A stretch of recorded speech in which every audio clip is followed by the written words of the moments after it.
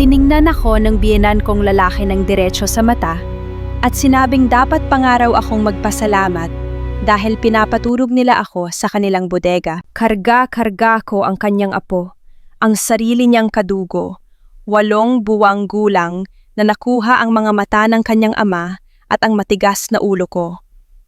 At ang lalaking ito na nakatayo sa kanyang mamahaling barong Tagalog sa gitna ng kanyang perpektong harden ay gusto magpasalamat pa ako para sa isang lumang katre sa tabi ng mga kagamitan sa pag-aayos ng damo. Ako si Elena Reyes. 29 na taong gulang at 3 buwan na ang nakararaan. Ginawa ko ang pinakamalaking pagkakamali sa buhay ko. Lumipat ako sa bahay ng aking mga biyenan matapos madestino ang asawa kong si Marco sa ibang bansa para sa isang UN peacekeeping mission. Noong una itong imongkahi ni Marco, parang makatwira naman. Mawawala siya ng 14 na buwan. Mayroon kaming 5 buwang sanggol. Ang mga magulang niya ay may malaking bahay sa isang eksklusibong subdibisyon na may 3 bakanteng kwarto. Ang nanay niya, si Doña Consuelo, ay umiyak pa nang alukin niya kami. Gusto daw niyang tumulong.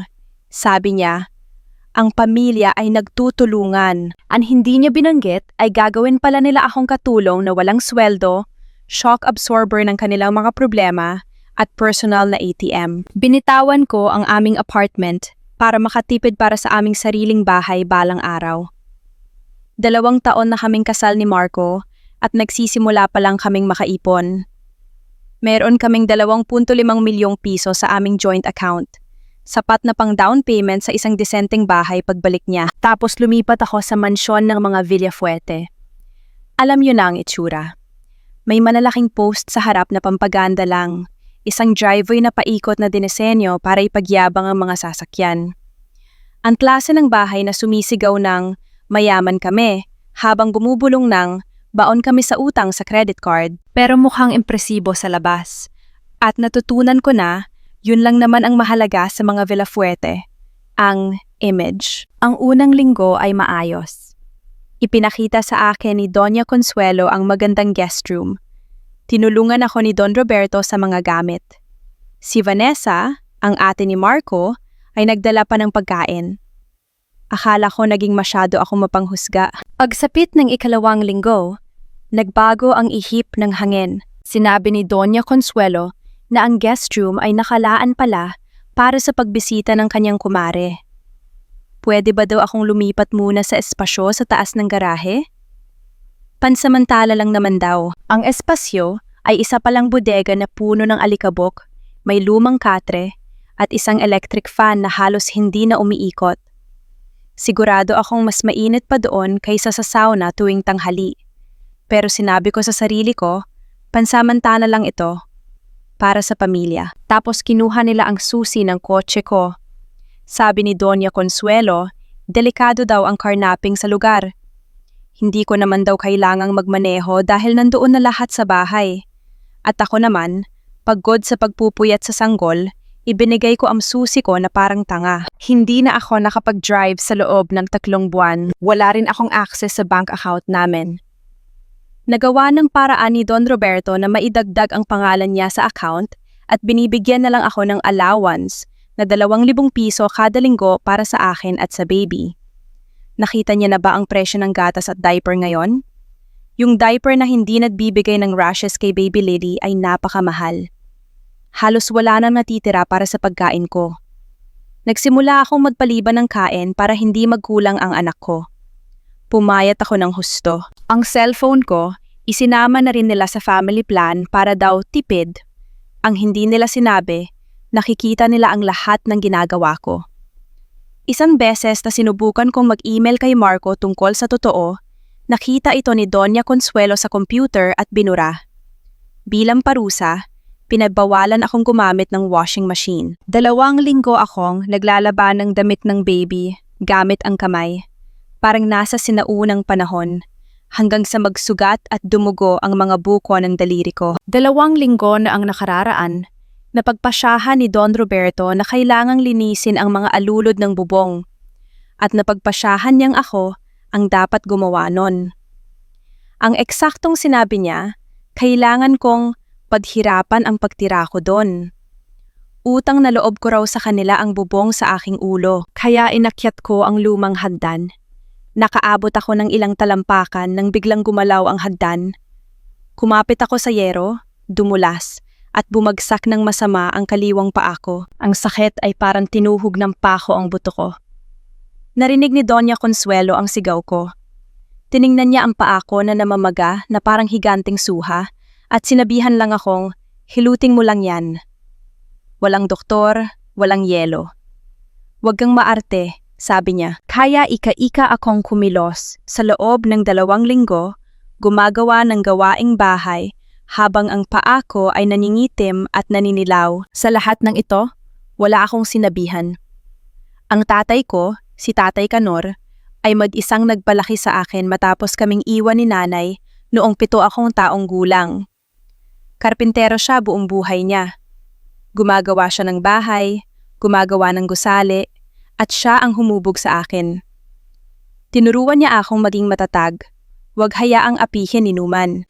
Pero noong nakaraang Biyernes, nagbesison si tatay na bumiyahe ng 5 oras galing probinsya para sorpresahin ang kaneng apo sa kaneng 8 buwan. Dumating ang lumang jeep niya habang ika-ita akong naglalakad sa damuhan. Karga ko si Lily sa balakang, mga pinamili sa kabilang kamay. Naglakad ako ng malayo papunta sa palengke dahil wala akong kotse. Sumisigaw sa sakit ang paa ko at nakita ng tatay ko ang lahat. Pinanood niya akong mahirapan paakyat sa driveway. Tapos, tinanong niya kung nasaan ang kotse ko. Sinabi ko sa kanya na kinuha ng nanay ni Marco at maswerte pa nga ako na pinapatuloy nila ako. Ang mukha ng tatay ko ay dumaan sa 7 emosyon sa loob ng 3 segundo. Pagkalito, galit, pot, mas matinding pot, at sa huli, isang bagay na mas nakakatakot kaysa sa lahat. Kalmado. Yung klase ng kalmado bago humagupit ang bagyo.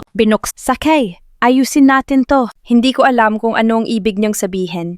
Pero ang tingin sa kanyang mga mata ay nagsasabing ang mga Villafuerte ay nakagawa ng napakalaking pagkakamali. At si Canor de la Cruz ay hindi nagpapatalo sa laban kahit kailan. Bago tayo magpatuloy, kung nagugustuhan mo ang kwentong ito, please mag-subscribe at sabihin sa comments kung taga saan ka at anong oras na dyan. Binabasa ko ang bawat komento at napapasaya nito ang araw ko. Salamat sa suporta! Ngayon, balik sa nangyari. Dinala ako ni tatay sa isang maliit na tapsilogan sa kabilang bayan. Ayaw daw niyang may magsumbong sa mga Villafuerte. Noong una, akala ko praning lang siya. Kinalaunan, na-realize ko na nagiging madiskarte lang siya.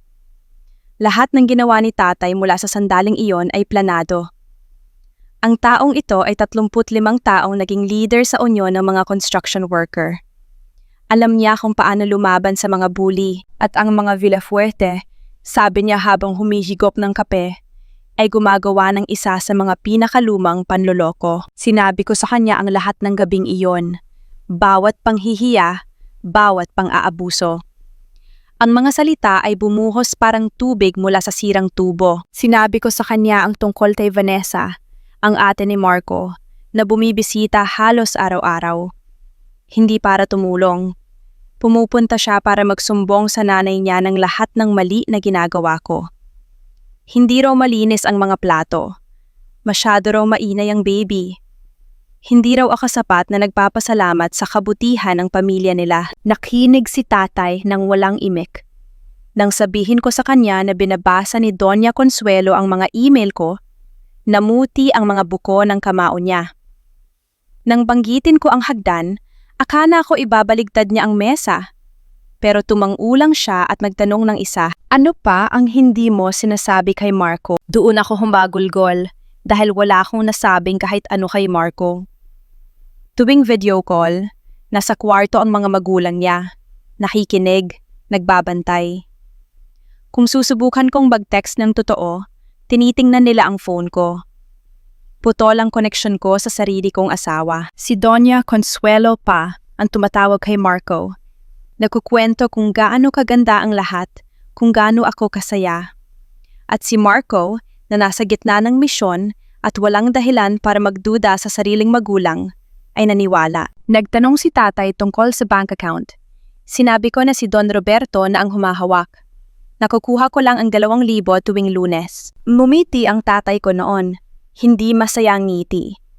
Yung ngiti ng isang taong alam na panalo na siya sa chess. Naglapag siya ng bayad sa mesa at sinabing pupunta kami sa computer shop. Doon, nag-login ako sa bank account na 3 buwan ko nang hindi nakikita. Ang mga numero ay hindi tugma. Dapat ay meron kaming nasa 2.5 milyong piso. Ang sahod ni Marco ay otomatikong pumapasok. Pero ang nakita ko sa screen ay 400,000 piso na lang. Mahigit 2 milyon ang naglaho. Tiningnan namin ang transaction history. Ang kwentong sinasabi nito ay pangit. Mga transfer sa Glow and Radiance Inc. 700,000 piso sa loob ng 3 buwan. Wala akong ideya kung ano yun hanggang sa hanapin ni tatay at nakita ang online business ni Vanessa. Nagbebenta siya ng mga pampaputi at pampaganda na galing lang naman sa Divisoria pero binebenta ng mahal. Ginagamit niya ang pera namin para pundohan ang negosyo niyang walang bumibili. Cash withdrawals kada ilang araw. Malalaki. 20,000 dito, 15,000 doon. Tugmang-tugma sa lifestyle ni Doña Consuelo. Salon, shopping, at lunch kasama ang mga amigas niya mula sa simbahan kung saan nagkukunwari silang banal habang nagpapaligsahan ng designer bags. At ang credit card ni Marco, restaurant, bar, golf fees, sabong, lahat local. Imposible para sa isang taong nasa ibang bansa. Ginagamit ni Don Roberto ang pangalan ng sarili niyang anak habang ang manugang niya ay nagugutom sa bodega. May tinawagan si tatay, isang kaibigan, retiradong paralegal na si Tita Miring na may utang na loob sa kanya. Dumating si Tita Miring sa computer shop ng hating gabi na nakatsinelas lang. Sa loob ng 5 minuto, nakita niya ang 3 kasong pwedeng isampa. Financial exploitation, estafa, at identity theft. Ang paggamit ng credit card ni Marco nang walang pahintulot ay sakop ng cybercrime law. At dahil militar si Marco, seryoso ang ganitong mga krimen. Pero may problema. Noong lumipat ako, pinapirma ako ni Doña Consuelo ng mga papeles. Insurance daw. Pagod ako noon at puyat. Pumirma ako. Isa pala doon ay special power of attorney na nagbibigay kay Don Roberto ng karapatan sa pera namin. Pero sabi ni Tita Miring, ang panloloko para makakuha ng pirma ay krimen din. Kailangan naming makausap si Marco nang hindi na nalaman ng mga Villafuerte. Nilabas ni tatay ang luma niyang Nokia phone. Tumawag siya sa isang kumpara niya na nasa serbisyo din noon, na ngayon ay may koneksyon sa unit ni Marco. Alas 2 ng madaling araw, tumawag si Marco sa number ni tatay. Nang marinig ko ang boses niya, umiyak ako bago pa ako makapagsalita. Sinabi ko sa kanya ang lahat. Ang gutom, ang bodega, ang pagnanakaw. Tahimik sa kabilang linya. Natakot ako na baka paniwalaan niya ang magulang niya. Pero nagsalita si Marco. Naniniwala ako sa iyo, Elena. Sinabi niya ang plano niya. Linggo bukas at ika-60 kaarawan ni Don Roberto, magkakaroon ng malaking handaan. Darating ang buong angkan, mga sosyales na kapitbahay, at mga kaibigan sa simbahan. Paano kaya, tanong ni Marco, kung gumawa siya ng surprise video call para batiin ang daddy niya? Narinig ko ang galit sa boses niya. Hindi lang ito tungkol sa hustisya. Tungkol ito sa pagtanggal ng maskara ng mga Villafuerte sa harap ng lahat. Kinabukasan, araw ng Lenggo, nagising ako sa motel kasama si tatay at Lily. Bumalik ako sa mansyon ng mga Villafuerte para magpanggap. Sinalubong ako ni Doña Consuelo. Inutusan akong tapusin ang 37 gawain bago dumating ang mga bisita. Ginawa ko lahat. Sinabi ko kay Doña Consuelo na tumawag si Marco sa phone ng tatay ko dahil sira ang akin. Gusto daw niyang isurprise si daddy ng video call sa party. Tuwang-tuwa si Doña Consuelo. Ipinaset up niya ang malaking TV sa sala. Gusto niyang ipagyabang ang anak niyang sundalo. Dumating ang mga bisita. Lechon, catering, mamahaling alak. Si Vanessa ay nakagown pa. Si Don Roberto ay nagmamayabang sa gitna ng harden. Pagsapit ng 4:00, tinawag ni Doña Consuelo ang lahat sa sala. Tumatawag ang anak ko mula sa abroad! Pagmamalaki niya. 53 tao ang nagsiksikan sa sala. Mga business partners, mga amigas, mga kapitbahay. Nakatayo si Don Roberto sa gitna, nakataas ang baso ng wine. Lumabas ang mukha ni Marco sa TV. Nakauniporme siya. Palakpakan ang lahat. "Happy birthday, Dad!" sabi ni Marco. Kalmado. "Masaya ako na nandyan yung lahat dahil may kailangan akong sabihin." Tumahimik ang lahat. 2.5 milyong piso. Simula ni Marco. "Yan ang ipon namin ng asawa ko. 400,000 na lang ang natira. May nagnakaw sa kwartong yan ng mahigit 2 milyon habang nagsisilbi ako sa bayan." Nanigas ang niti ni Don Roberto. 700,000 ang napunta sa negosyo mo, Ate Vanessa. Yung mga sabon na walang bumibili. Napatingin ang lahat kay Vanessa. Namutla siya. 200,000 piso sa cash withdrawals. Tugma sa shopping at salon mo, Ma'am.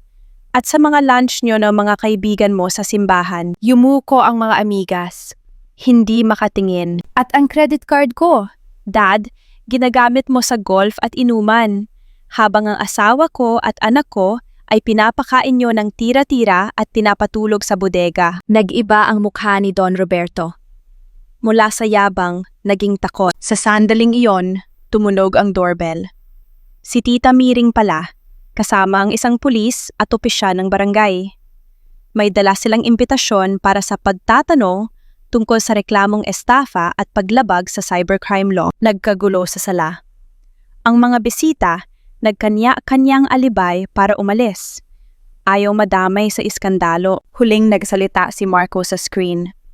"Elena, kunin mo ang anak natin at sumama ka sa tatay mo. Mahal ko kayo." Pinatay niya ang tawag. Naglakad ako papunta sa pinto, kung saan naghihintay si tatay. Hinawakan ni Doña Consuelo ang braso ko. Binoon ang kuko niya. Bulong niya, pagsisisihan ko raw ito. Tiningnan ko siya at niinitiyan. Ang unang totoong niti ko sa loob ng 3 buwan. "Hindi na ako takot sa inyo," sabi ko. Hinila ko ang braso ko at lumabas sa araw. Sa likod ko, nagsisimula na ang interogasyon ng pulis. Naririnig ko ang panic sa boses ni Doña Consuelo. Sumakay ako sa jeep ni tatay. Kinarga si Lily, at pinanood ang mansion ng mga Villafuerte na lumiit sa side mirror. Makalipas ang ilang linggo, formal na kinasuhan sila Don Roberto at Doña Consuelo. Estafa at identity theft. Si Vanessa naman ay hinahabol ng BIR dahil hindi rehistrado ang negosyo. Ibinenta ang mansyon para pambayad sa abogado.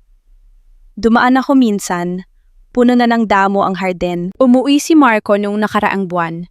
Bumibili na kami ng simpleng bahay, sa amin lang. Walang susi ang ibang tao, walang shared account. Natutunan ko na ang pamilya ay hindi laging kadugo. Ang pamilya ay yung poprotektahan ka. Kapag ginalaw mo ang anak na isang karpintero, siguraduhin mong handa ka sa consequence. Dahil ang pamilya, pinoprotektahan ng pamilya palagi.